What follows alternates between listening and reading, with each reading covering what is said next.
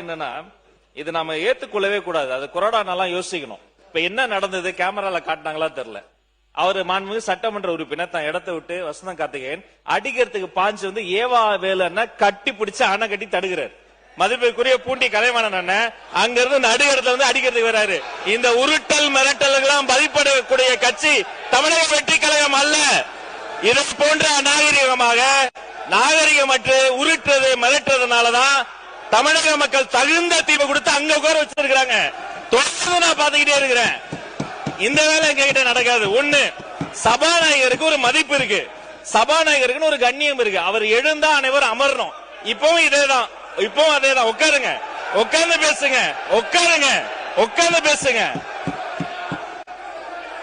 அவர் சபாநாயகர் ஒரு கண்ணியமிக்க பதவி, கொரோனா ஒரு முக்கியமான பதவி. இப்பவும் பாருங்க, எழுந்து நின்று உரிமையில பேசுவது இதெல்லாம் நாகரிகம் கிடையாது. இதெல்லாம் கத்து கொடுத்தாங்களா அவங்க தலைவர்கள்? ஒண்ணு. ரெண்டாவது,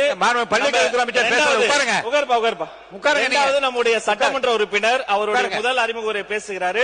இன்னும் கவனமா உறுப்பினர்கள் பேசும்போது தங்களுடைய கருத்துக்களுக்கு ஆதாரத்தோடு பேசணும். ஆதாரம் கேட்கலாம். 5 முறை அவர் அறிமுக உரையை குறுக்கீடு செஞ்சு 5 முறை பேசிட்டாங்க. அவர் பேசிய கருத்துக்களுக்கு இப்ப நான் பேசுறத இப்பெல்லாம் நாகரிகமா பேசாதீங்க. உட்காருங்க, உட்காருங்க, உட்காருங்க.